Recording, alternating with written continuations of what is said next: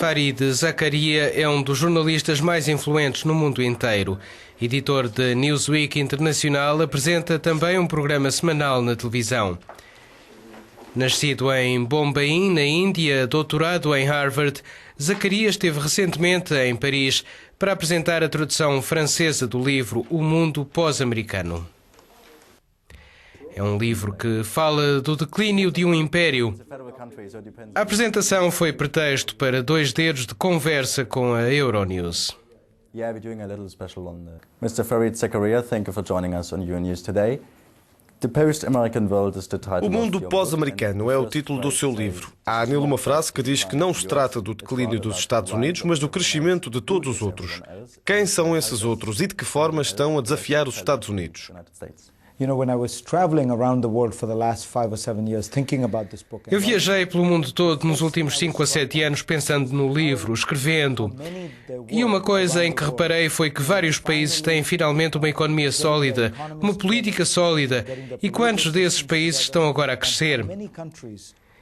Esse grupo inclui, claro, o Brasil, a Índia, a China e a Rússia.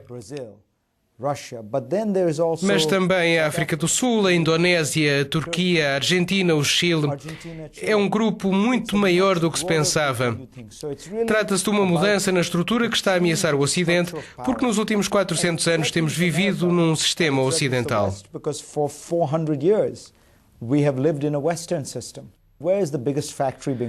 Onde é que a maior fábrica do mundo está a ser construída? Na China. A maior refinaria na Índia. O maior edifício no Dubai. O homem mais rico do mundo está no México. E o maior casino onde os americanos adoram ir está em Macau, na China. De repente percebemos que o futuro que antes pertencia à América afinal está a acontecer em todo o lado. Repare nas negociações do comércio com os indianos, os chineses, os brasileiros.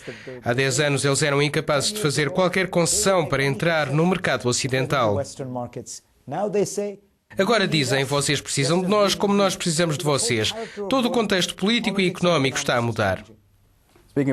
A propósito, recentemente houve em Pittsburgh a cimeira do G20, de que fazem parte os países emergentes. Estes países conseguiram que o G20 substituísse o G8? É este o caminho a seguir?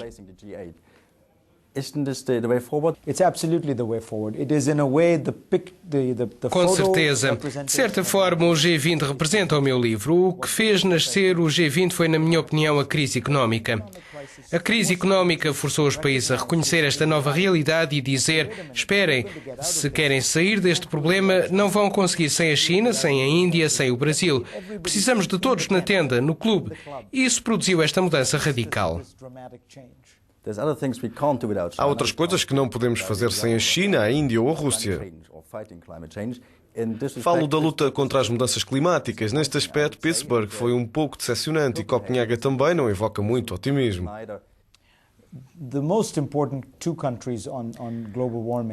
Os 2 países mais importantes nesse aspecto são os Estados Unidos e a China. São os 2 maiores emissores de dióxido de carbono. Já agora as pessoas pensam erradamente que os Estados Unidos são o número 1, mas não. É a China o maior emissor mundial de dióxido de carbono. Estes 2 países são também os mesmos que estão para trás na luta contra a mudança climática. A Europa, nesse campo, é líder. Por isso, penso que se conseguirmos um acordo entre a Europa, os Estados Unidos e a China, que fizesse a China comprometer-se com objetivos específicos, seria um grande avanço. Não sou tão pessimista como muitos de vocês, até porque a China chegou a alguns compromissos em Pittsburgh e nas Nações Unidas. Nos Estados Unidos, penso que vai também haver uma grande mudança em direção às energias alternativas, porque a administração Obama, embora não tendo conseguido obter o que queria no Congresso, está a conseguir muito em termos de financiamento da energia solar e eólica.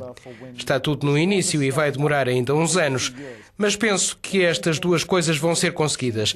Mais ação nos Estados Unidos e na China, o que vai estabelecer um padrão. On terrorism, for example, you say No que toca ao terrorismo, diz que o mundo é menos perigoso do que pensamos. O terrorismo é uma ação que o aterroriza a si e a mim. Se não ficarmos aterrorizados, não funciona. Por isso temos que desenvolver esta resistência e dizer que não vamos deixar que estas ações ocasionais de terrorismo nos paralisem ou nos amedrontem ao ponto de fazer coisas estúpidas como invadir outros países. Devemos ter medo do Irão estes dias? Temos que estar preocupados com o Irão, mas eis um bom exemplo. É um país pequeno, com um governo impopular, que está a ter graves problemas internos, uma economia despedaçada. O Irão nem sequer consegue produzir a gasolina que consome. Neste contexto, é um país que cria problemas. Está a tentar arranjar sarilhos na região e temos que tentar bloqueá-lo, conter o perigo. Mas também não é a Terceira Guerra Mundial, o fim do mundo. Um Irão com armas nucleares vai ser detido e vai estar na defensiva porque todas as potências da região estão contra ele. Pela primeira vez, Israel, Egito e Arábia Saudita estão do mesmo lado. E o tempo está do nosso lado. Daqui a 25 anos, o regime iraniano estará com mais problemas, será mais impopular e mais disfuncional se não estiver já morto. Daqui a 25 anos, todos os governos ocidentais vão funcionar como funcionam hoje. Por isso devemos ter a confiança de que vamos durar mais tempo que o regime iraniano. É um pequeno problema, mas um verdadeiro problema. Se os Estados Unidos continuarem fortes, mas o resto do mundo crescer, o que vai acontecer com a Europa? É uma boa questão, porque se reparar no PIB global, as percentagens do PIB dentro de 20 anos vão manter-se as mesmas nos Estados Unidos, vão subir na Ásia e descer na Europa. Asia rises and Europe declines. E a razão para esse declínio da Europa é que não está a enfrentar este desafio ao sistema global, que é a nova competitividade destes países, a nova energia que têm.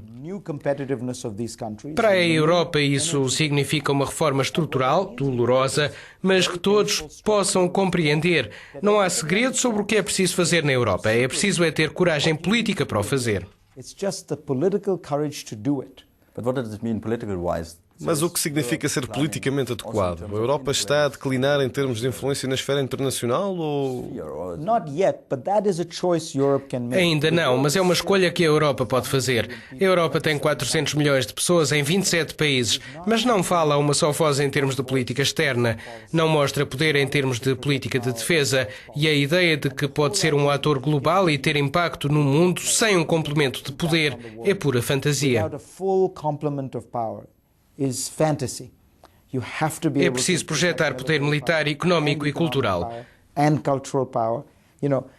Não podem ser só os Estados Unidos a ter o poder militar e os europeus a financiar as escolas.